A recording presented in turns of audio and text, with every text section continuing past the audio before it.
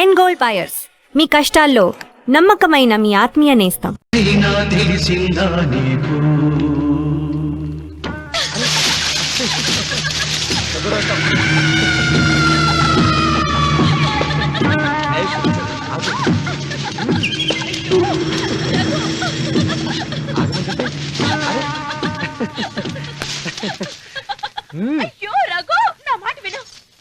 ఏంటి సులోచన ఇది? ఎన్నాళ్ళలో ముట్టుకోకుండా బ్రహ్మచారిలో ఉండమంటావు? అది కాదు రఘు, నా మాట విను. ఏంటి కాదు? ఇంతకీ మన ప్రేమ విషయం మీ నాయనంతో చెప్పావు లేదా? లేదు. చెప్పవు. నీ వల్ల కాదు. నేనే మా నాన్నతో మన ప్రేమ సంగతి చెప్పేస్తాను. ఏమొద్దు, నేను చెప్పేస్తాను. నువ్వు ఊరుకో. నేను చెప్పేస్తాను.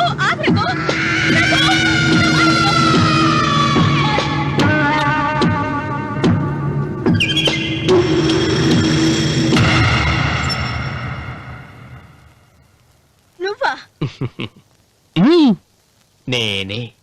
ఎందుకొచ్చావు? నువ్వు మా నాన్నని చెప్పిన రాక్షసుడివి అంటావు. వెంటనే వెళ్ళకపోతే నిన్ను చంపేస్తాను అంటావు కదమ్మా.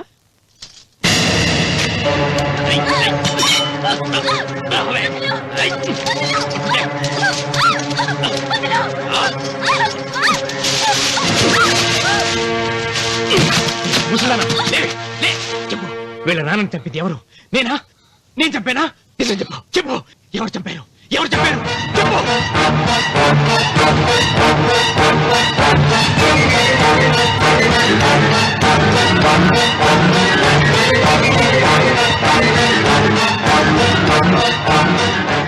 ఎన్నాళ్ళు ఈ నిజం ఎందుకు చెప్పలేదు?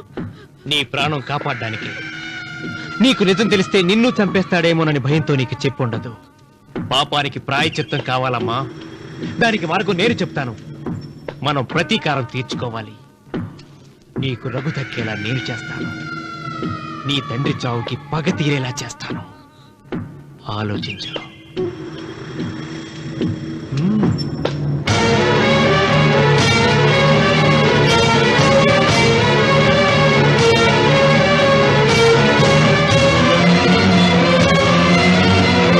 నేను నమ్మను. మా నాన్న దేవుడు. మా తాతయ్యకు జరిగిన అన్యాయానికి ప్రతీకారంగా పొలాలు స్వాధీనం చేసుకున్న మాట నిజమే, కానీ హత్యలు చేసే అంత దుర్మార్గుడు కాదు మా నాన్న. అందుకే చెప్పాను, నువ్వు నమ్మలేవు, నన్ను మర్చిపోమని. సులోచన, అదే నిజమైతే మా నాన్న నిలదీసి నిజమేంటో తెలిసాక ఆ ఇల్లు వదిలేసి వచ్చి నేను నిన్ను పెళ్లి చేసుకుంటాను. అది మహాప్రమాదం. మా మధ్యలో మాట్లాడడానికి నువ్వెవడవి? మీ నాన్న చేసిన హత్యకు 14 ఏళ్లు శిక్ష అనుభవించిన వాణ్ణిరా. నీకు నా మీద జాలి రావాలి కానీ కోపం వస్తుందేంట్రా? మీ నాన్న మనస్తత్వం నాకు బాగా తెలుసు. నువ్వు నాగసులోచన ప్రేమించుకున్నారని తెలిసిన వెంటనే వీళ్ళిద్దరిని చంపేసి వీళ్ల పొలంలోనే పాతి పెడతాడు. నా మాట విను, ఇంకేం ఆలోచించుకో. నా మాట విను.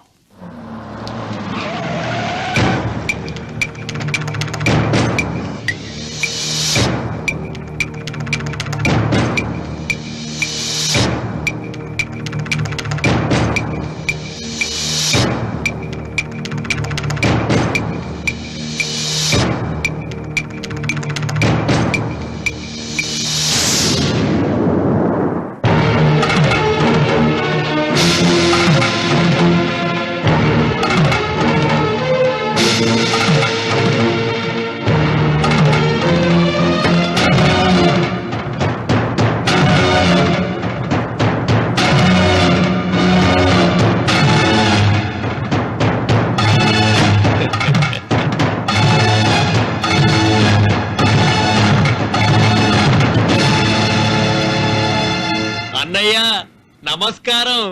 వీధి గుమ్మం వైపుకైతే నువ్వు రావని పెరటి గుమ్మం వైపుకు నేనే తీసుకుని వచ్చాను. మీ నాన్న ఇచ్చే ముష్టి డబ్బుతో బ్రతికే నాగసులోచనని ప్రేమించావు. మీ నాన్న ఈ పెళ్లికి ఒప్పుకోడు కదరా అన్నాను. లేచిపోతామన్నాడు. లేచిపోతే మీ నాన్న పరువు ఏమవుతుందని నేనే దగ్గరుండి ఈ పెళ్లి తెరిపించానన్నయ్యా. వాళ్ళ నాన్నను చంపిన పాపానికి ఈ మాత్రం పుణ్యం చేయాలి కదా. వాళ్ళ నాన్నని ఎవరు ఎక్కడ ఎలా చంపారన్నది నేను ఎవ్వరితో చెప్పలేదు. నీ బాధ నాకు అర్థమైందన్నయ్య, నీ బాధ నాకు అర్థమైంది. రేయ్, ఏంట్రా అలా చూస్తూ నిలబడ్డారు? వచ్చి కాళ్ళ మీద పడి ఆశీర్వాదం తీసుకోండి.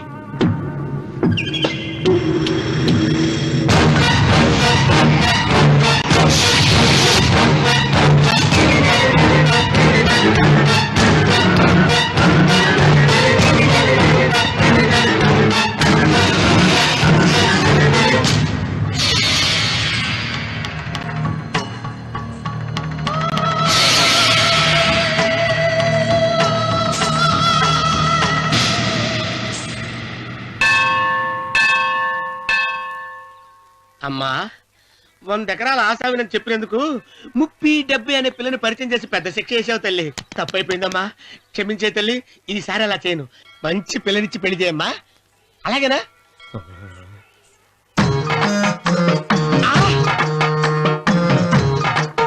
తల్లి, అమ్మా.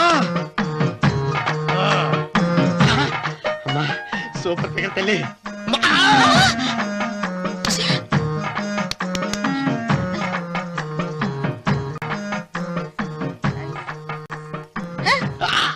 నాకింకా పెళ్లి కాలేదు తల్లి.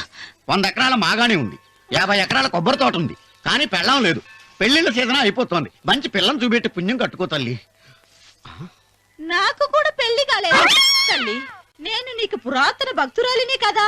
7 అంతస్తుల మేడనిచ్చావు, 7 వరాలు నగలిచ్చావు, కానీ మొగుడు లేడు. మొగుడు లేడా? తొలి ప్రేమ మీద నీకు నమ్మకం ఉందా? పట్టు చీర మలి ప్రేమ మీద నీకు నమ్మకం ఉందా? సిలుకులాల్చి ఉంది. 7 అంతస్తుల మేడ. నేను నీకు నచ్చేనా? 100 ఎకరాల నువ్వు తప్ప ఎవ్వరూ నచ్చరు. వచ్చే మంగళవారం నా ఇంటికి ఒకసారి రండి, నన్ను చూసుకోవడానికి.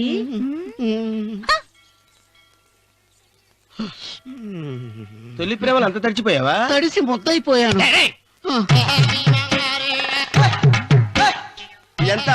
30. ఇదెంత? 70. అంతే కదా? ఆ. ఇప్పుడు నువ్వు తొలి ప్రేమలో పడ్డావే, ఆ. దాని దగ్గరికి వెళ్ళి ఆ. ఇది 30, ఇది 70 అని చెప్తే దాన్ని చేసుకో. అలాగే.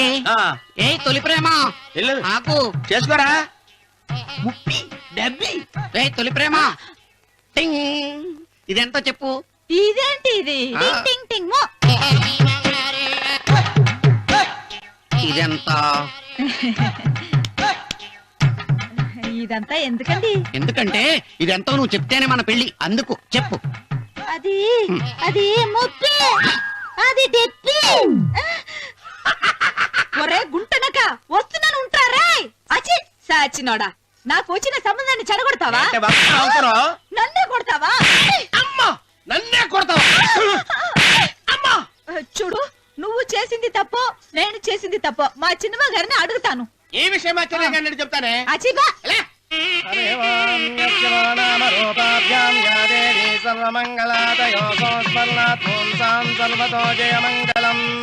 శ్రీమంగళ గౌరీ దేవతాయే నమః. అమ్మా, తమ రెండో కోడను కూడా తీసుకొచ్చి కూర్చోబెట్టండి. అలాగే. లంబోదరాంగ్రద్వయమంబగ శ్రీ సర్వస్వ.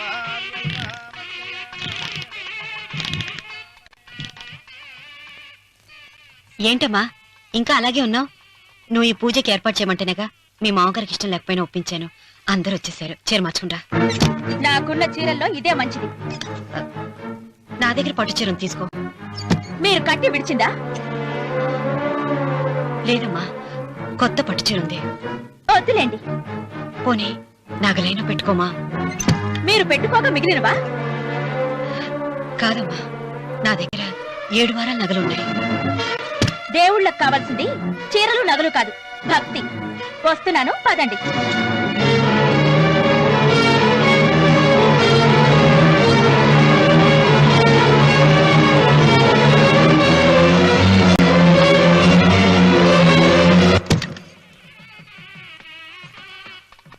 అమ్మా, రెండో కోడను త్వరగా తీసుకురండి. ఈ హోరలోనే వ్రతం పూర్తి చేస్తే చాలా మంచిది. ఆ, రఘు ఇట్రా. ఏంటమ్మా? వెళ్ళి సులోచన త్వరగా తీసురా. అలాగే.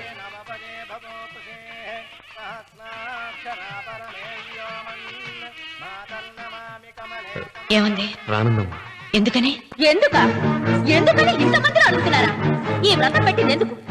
ఆ, నా పెద్ద కోడలు కోటీశ్వరరాలు, అందుకే 25,000 రూపాయల పట్టు చీర కట్టుకుని 10 లక్షల రూపాయల బంగారం ఒంటి మీద వేసుకుందని గొప్పగా చూపించి, నా రెండో కోడలు ఏమీ లేదన్న నమ్మకం కదా. మాట్లాడక. అమ్మా, నీ కొత్త పట్టు చీర నగలు తనకివ్వమ్మా. ఇస్తానన్నాను రా, తానే వద్దంది. అయ్యో అయ్యో అయ్యో, ఎంత అబద్ధం! ఇస్తానన్నారా? మీరు ఇస్తానన్నారా? చూసారా చూసారా ఎంత అబద్ధం ఆడుతున్నారు? మీ మొహానికి ఈ నేత చీర వస్తున్నాడు చాలే అనలేదు. నాగసులోచన, మీరు అలా అన్నారని ఈ ఇంటి మూలంగా చచ్చిపోయిన మా నాన్న మీద ఒట్టేసి చెప్తున్నారు. మీరు మీ ఆయన మీద ఒట్టేసి చెప్పండి. నేను మా ఆయన మీద ఒట్టేసి చెప్తున్నా. ముత్తైదువులను పిలిపించింది పసుపు కుంకుమలు గాజులు ఇచ్చి పంపటానికి గాని, ఈ ఇంటి 4 గోడల మధ్య జరిగిన దానికి సాక్ష్యాలు రుజువులు ఇప్పించి పంపటానికి కాదు. నాగసులోచన, ఈ ఇంటికి 2 సింహద్వారాలున్నాయి. దేవుడిని ప్రేమించే వాళ్లకు ఒక గుమ్మం, దేవుడిని ద్వేషించే వాళ్లకు రెండో గుమ్మం. నీ ఇష్టం వచ్చిన గుమ్మం వైపు నువ్వు వెళ్ళవచ్చు.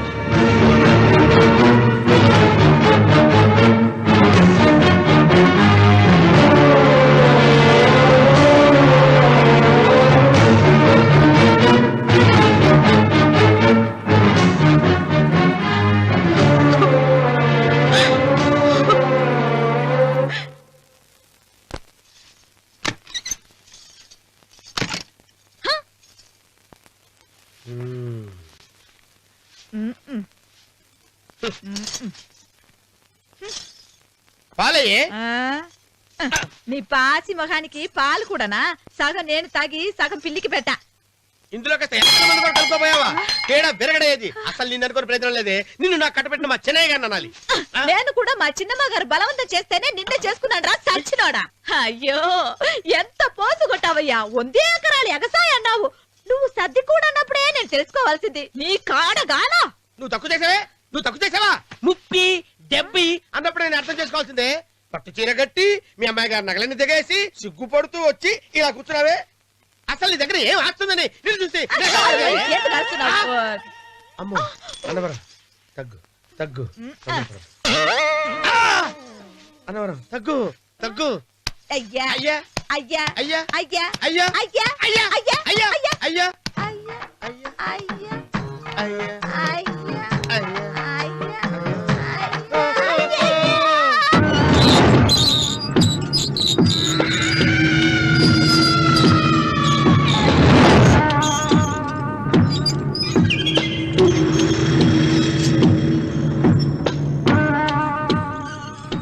ఏమండి అటు చూడండి. విచ్చిపోతే లేక్కడి నుంచి. నువ్వు తిను మావయ్య. ఏ ఇంటికి నా కోసం వచ్చావు. నిన్ను నేను గౌరవించుకోవాలి కదా. అది మా నాన్న కూర్చుని ఉయ్యాల వల్ల. ఆహా, రేపు ఆయన చచ్చిపోతే ఎవరు కూర్చుంటారు? ఆయన బూడిద పోసి పెడతారా? సులోచన రఘు లేడు. ఎందుకు అలా అరుస్తారు?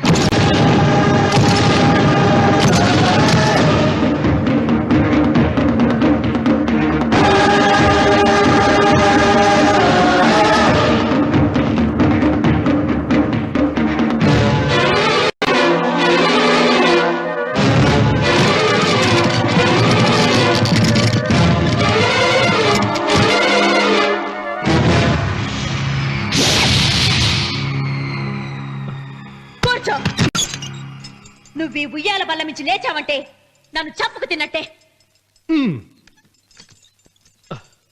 అన్వర్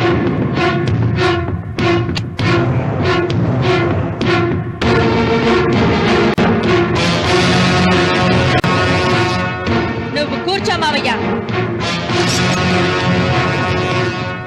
సులోచన, బుద్ధి లేకుండా ప్రవర్తించకు. వేప చెట్టుకు పాలు పోసి పెంచినా అది చేదుగానే ఉంటుంది, కానీ తీయగా మారదని ఆయన ఎన్నిసార్లు చెప్పినా ఆయన మాట వినకుండా నీ అడుగులకు మడుగులెత్తాను. ఆయన ఎవరనుకుంటున్నావు? ఈ ఇంటికి పెద్ద. దేనిలో పెద్దండి? హత్యలు చేయడంలోనా? పక్కవాడ పొలాలు ఆక్రమించుకోవడంలోనా? వీధిలోకి వెళ్లి పసిబిడ్డని అడిగినా చెప్తాడు ఆయన ఎంతటి నీచుడో హంతకుడోనని.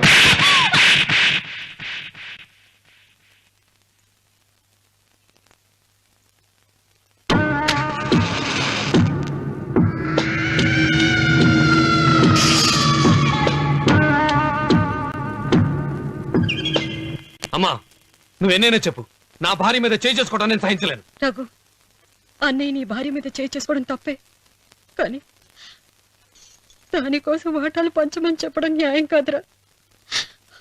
నాన్న అన్నయ్యని కూడా తన వాటా తీసుకుని వెళ్ళిపోమంటున్నారు. కావాలంటే నేను నీ భార్య కాళ్ళు పట్టుకుని క్షమాపణ చెప్తాను రా. అమ్మమ్మమ్మమ్మమ్మమ్మమ్మమ్మమ్మ, నేను 100 సార్లు మీ కాళ్ళు పట్టుకుంటాను. మా బతికేదో మమ్మల్ని బతకనివ్వండి. ఏంటి నించున్నారు? రండి, అక్కడ ఎదురు చూస్తున్నారు. చేసిందంత చేసి కాళ్ళు పట్టుకుంటుందట మా అతను. నీ కన్నీళ్లకు రాళ్లు కరుగుతాయి గాని కన్నవాళ్లు కరగరు సీత.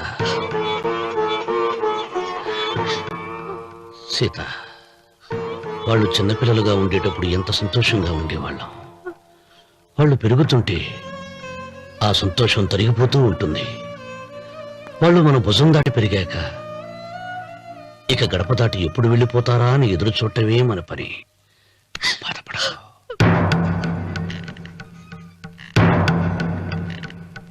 ఆ ఇదేంటి లాయర్ గారు, ఆస్తి మాత్రమే 3 వాటాలుగా రాశారేంటి? అమ్మ నగలో నాకు వాటా ఉందిగా. ఆ నగల గురించి కూడా దీంట్లో రాయండి.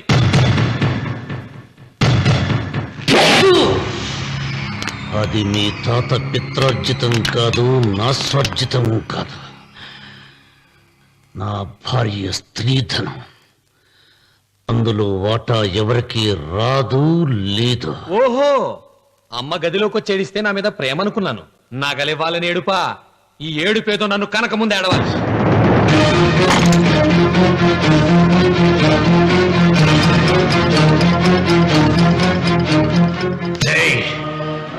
మీ అమ్మను ఎంత మాట అన్నావురా?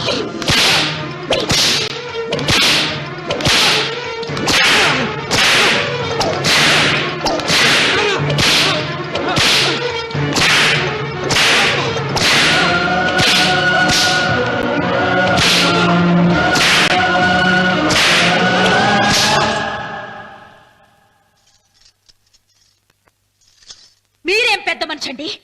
పెళ్ళైన కొడుకుని కొడతారా? ఆస్తి ఇవ్వడం ఇష్టం లేకపోతే ఇష్టం లేదు అని చెప్పండి. కూలి చేసుకుని బతుకుతాం, లేదా ఆలయం ముందు అడుక్కు తిని బతుకుతాం. ఇప్పుడు ఆయన మీ కొడుకు కాదు, నా మొగుడు. నా మొగుడిని కొట్టే హక్కు మీకు లేదు.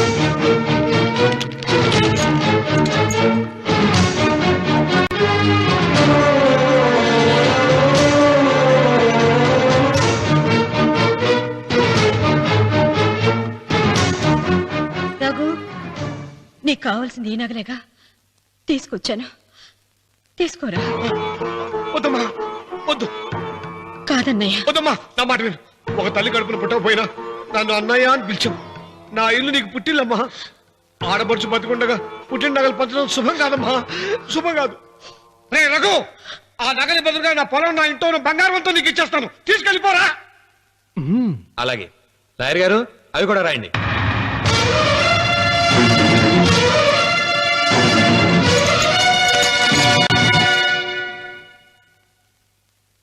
నాన్న, నాకు ఆస్తక్కర్లేదు. నేను మీతోనే ఉంటాను. మరదల్ని కొట్టే సంస్కారం ఉన్న కొడుకుని ఇంట్లో ఉంచుకునే సంస్కారం నాకు లేదు. వెళ్ళిపో.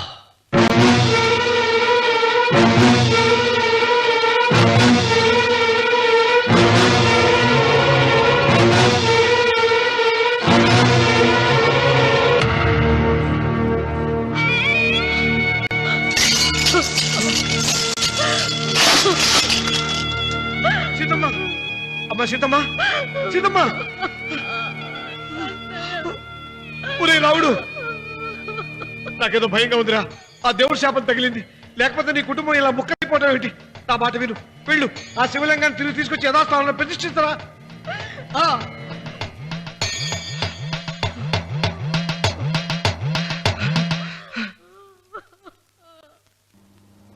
ఇదేమిట్రా రావుడు, శివలింగాన్ని తీసుకొస్తానని బయలుదేరి ఆలయం దగ్గర తీసుకొచ్చావేంటి?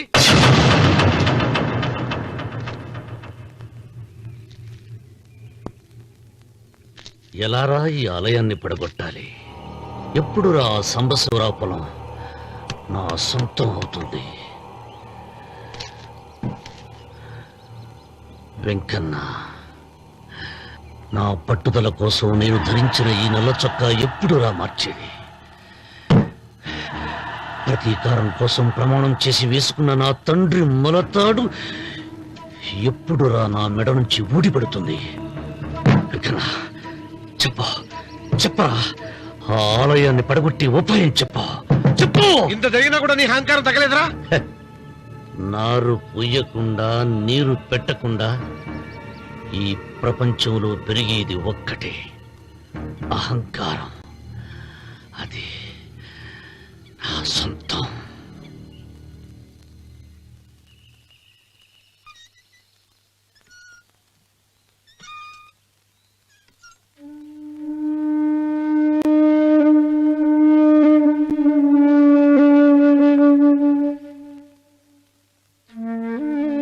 పిల్లలు వెళ్ళిపోయారు, కోడళ్ళు వెళ్ళిపోయారు. వచ్చే రాఖీ పండుగ నాటికి ఇది కట్టడానికి నేను కూడా ఉండకుండా వెళ్ళిపోతానేమో. చిచ్చా, అవే మాటలమ్మా. నువ్వు నిండు 100 ఏళ్ళు బతకాలమ్మా. 15 రోజులు కూడా పిల్లలు లేకుండా బతకలేకపోతున్నదని నూరేళ్ళు ఇలా బ్రతకలన్నయ్య.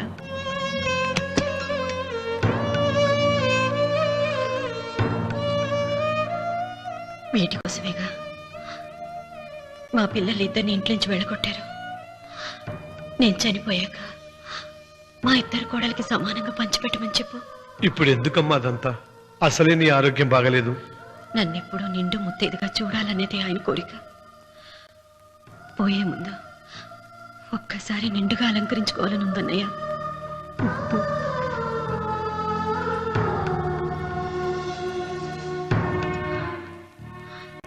ఈ అన్నయ్య లేకపోతే నా ఈ కోరిక తీరేది కాదు. నీ చేతులతో అలంకరించన్నయ్య.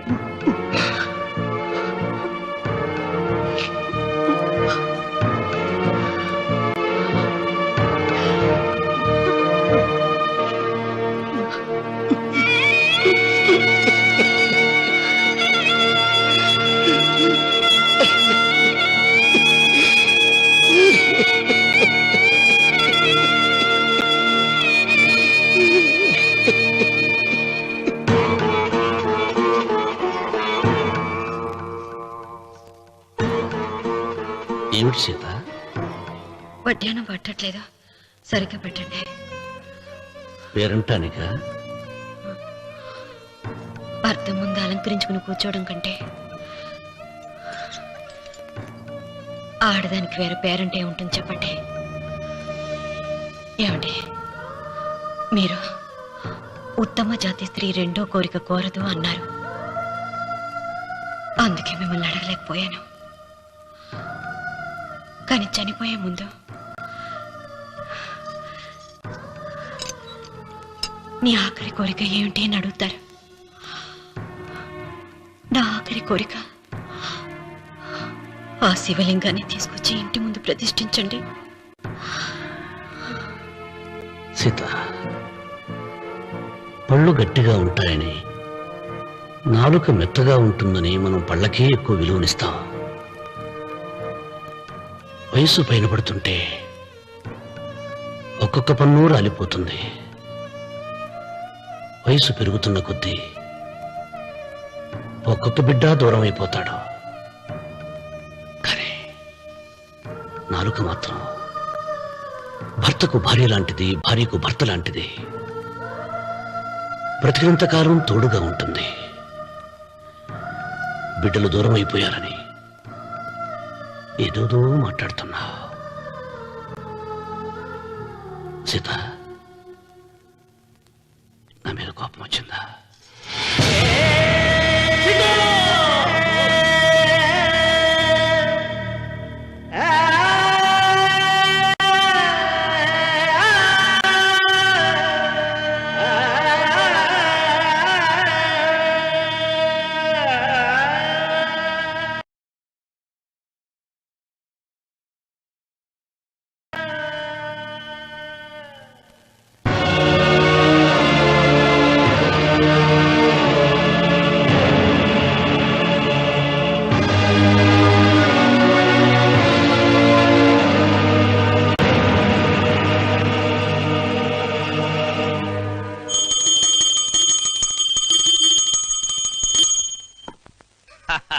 అక్కడ రామన్న చౌదరి చచ్చిన పేళానికి దీపం వెలిగించాడు, ఇక్కడ ఈయన అమ్మూరికి ఆరతి వెలిగించాడు. నేను ఆ రోజే చెప్తేనే అది చాలా మహిమగల శివలింగము, దాని జోలికి పోతే సర్వనాశనం అయిపోతాడని. పిల్లలేమైనారు? ఇల్లు వదిలిపోయినారు. పెండ్లాము లోకం ఏడ్చిపాయ. ఇక రామన్న చౌదరితో పాటు ఆయన వంశం కూడా గబ్బు లేచిపోతా. ఒకవేళ భయపడి ఆ శివలింగం మళ్ళీ యథాస్థానంలో పెడతాడేమో. పెట్టడు. పెట్టాలని ప్రయత్నిస్తే ఎట్లా ఆపాలనో మనం చూసుకుందాం.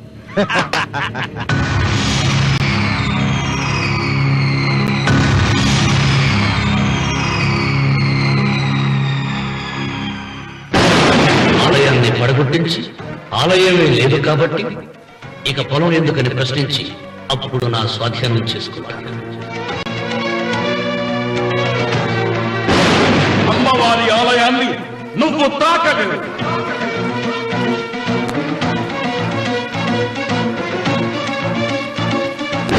ఆ ఆలయాన్ని పడగొట్టక తల్లి.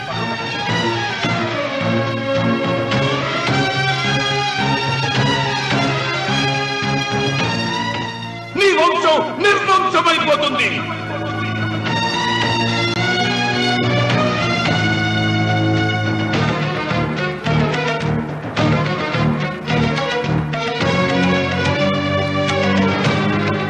ఆ శివలింగాన్ని తీసుకొచ్చి ఇంటి ముందు ప్రతిష్ఠించండి.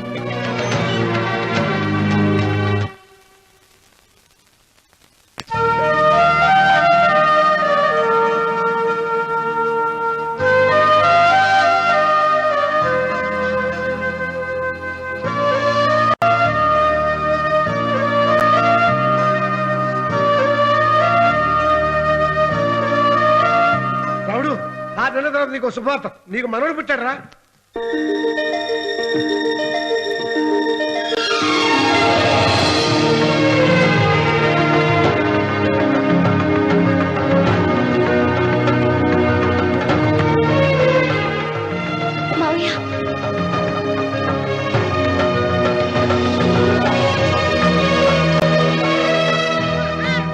నా వంశం నిర్వంశమైపోతుందని జటాధారి శపించిన ఎదిరించి నా ఇంట పుట్టిన మొదటి వంశాంకురం.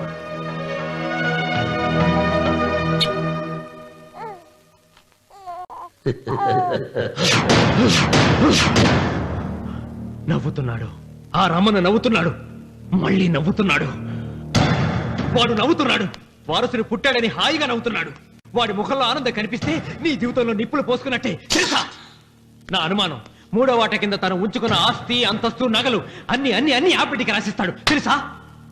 మొన్న డాక్టర్ పరీక్షించి ఏం చెప్పింది నీకు? పిల్లలు పుట్టే అవకాశం చాలా తక్కువగా ఉంది అని చెప్పలేదు? చెప్పు. గొడ్రాలు ఉన్న పాయింట్ తో నిన్ను పంపేసి మళ్ళీ కొడుక్కి పెళ్లి జరిపిస్తాడు. దిక్కుతోచని నువ్వు ఆత్మహత్య చేసుకుని చచ్చిపోతావు. ఇదంతా జరగకుండా ఉండాలంటే నీ తోడికోడలు కన్న బిడ్డని కన్నట్టే చంపేయాలి. ఈ భయాలేవి పెట్టుకోవద్దు. మీ నాన్న గుండెల్లో కత్తి కసా కసా దింపిన కసాయి వాడి మీద పగ తీర్చుకుంటున్నాననుకో, అంతే. బిడ్డ చచ్చిపోతే దిగులుతో రుక్మిణి చచ్చిపోతుంది. ఆమె పోతే ఈ ఇంటికి, ఆ ఇంటికి, అసలింటికి అన్నిట్లో నీదే పెత్తనం.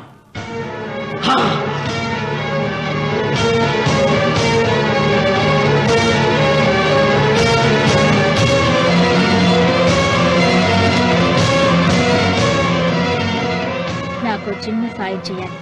చేస్తావా? ఏంటమ్మా? బిడ్డకి పాలల్లో విషం కలపాలి. అయ్యో, నేను నడదాను కాదమ్మా.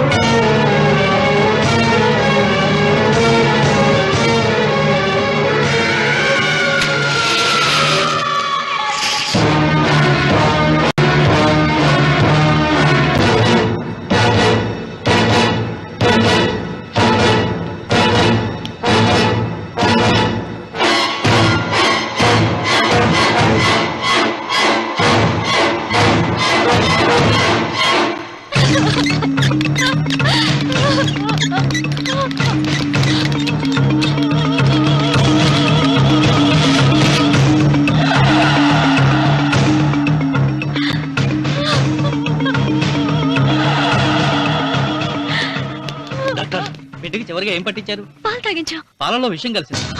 Sister, call doctor Reddy. చివరిగా పాలు ఎవరు పట్టించారు?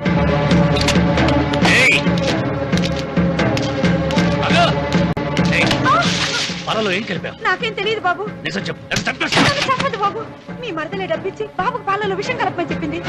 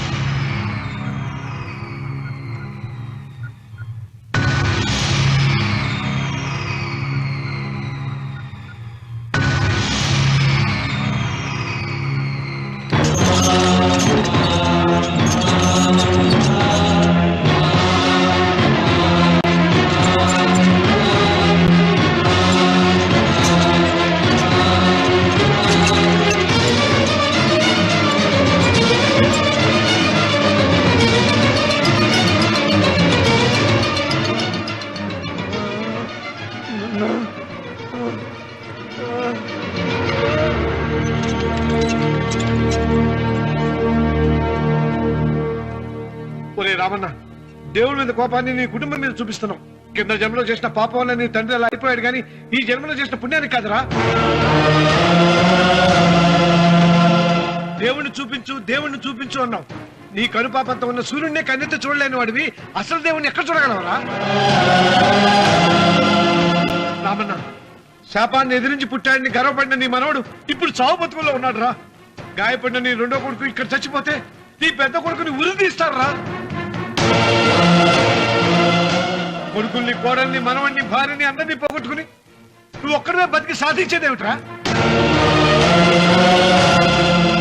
శివలింగాన్ని ప్రతిష్ఠించమను అన్నయ్య అని నన్ను బతిమాలి నిన్ను ప్రాధేయపడి తన ఆఖరి కోరిక తీరకుండానే చచ్చిపోయింది నా చెల్లెలు. బ్రతికుండగా నీ భార్య కోరిక తీర్చలేదు. కనీసం ఆవిడ ఆత్మశాంతికైనా ఆ శివలింగాన్ని తిరిగి తీసుకొచ్చి మళ్ళీ ప్రతిష్ఠించరా, ప్రతిష్ఠించు. ఆ శివలింగాన్ని తీసుకొచ్చి ఇంటి ముందు ప్రతిష్ఠించండి. నీ బిడ్డని కాపాడుకోవడానికి కొద్ది గంటలే టైం ఉంది. శివరాత్రి ఘడియలు ముగిసిపోతే నీకు పశ్చాత్తాపం మిగిలిపోతుంది తప్ప వంశం మిగలదురా. వెళ్ళు, త్వరగా వెళ్ళరా.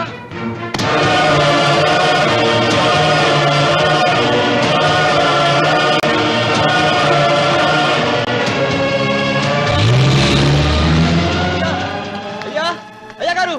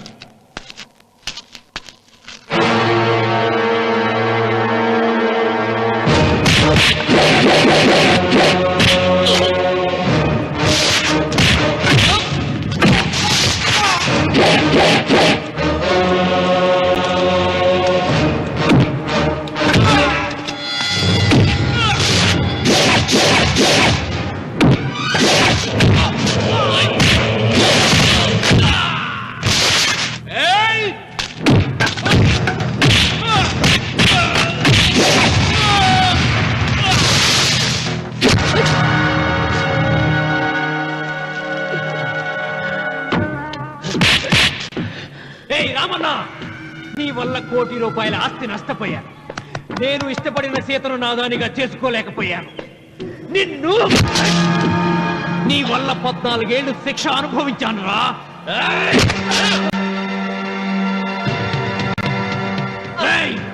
ఒంటరితనం నాకు అంటగట్టిన నిన్ను నీ కుటుంబంతో కలిసి ఉండనివ్వనురా.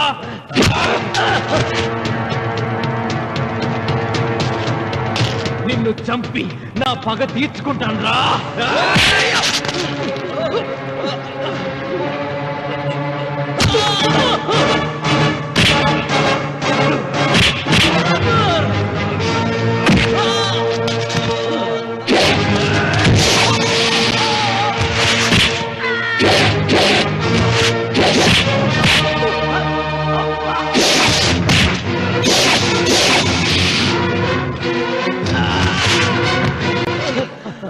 అయ్యా శివలింగం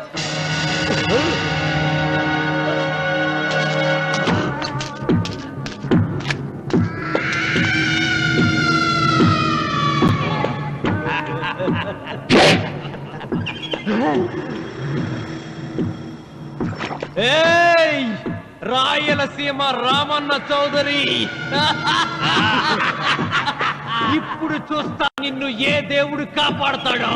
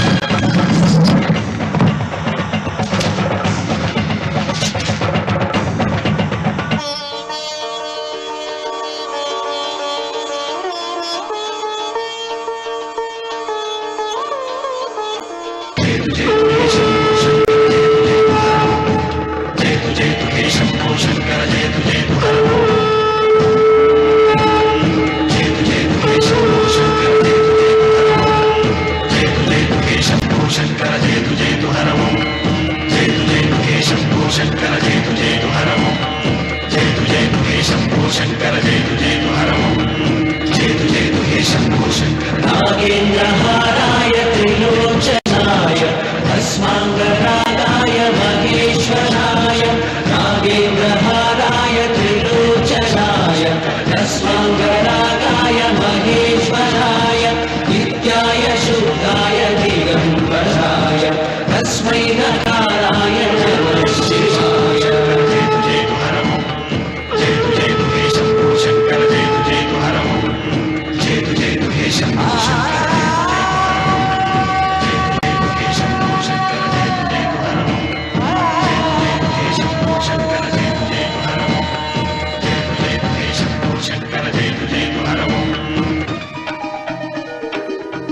రామన్న చూసావరా భగవంతుడు లీలా, నీ కొడుకు కోడలు మనవడు అందరూ గండ నుంచి బయటపడ్డారు. ఇక మురళికి శిక్ష పడుతుంది, నీ కుటుంబం అంతా చల్లగా ఉంటుంది. సీతమ్మ ఆత్మ ఇప్పుడు శాంతిస్తుందిరా.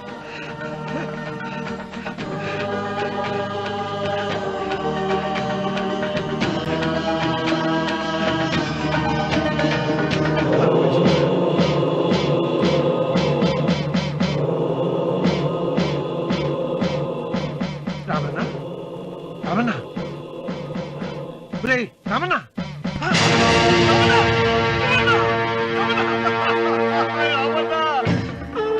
గాలి, భూమి, నీరు, తల్లిదండ్రులు, స్నేహితులు మాత్రమే దేవుళ్ళని ఇన్నాళ్లు అపార్థం చేసుకున్న రామన్న చౌదరి వీటన్నిటినీ సృష్టించిన పరమేశ్వరుడే అసలైన దేవుడని అర్థం చేసుకుని శివ సాన్నిధ్యంలో ఉన్న తన భార్యను కలుసుకోవడానికి కైలాసానికి వెళ్లిపోయాడు. జీవితం చరితార్థం చేసుకున్నాడు.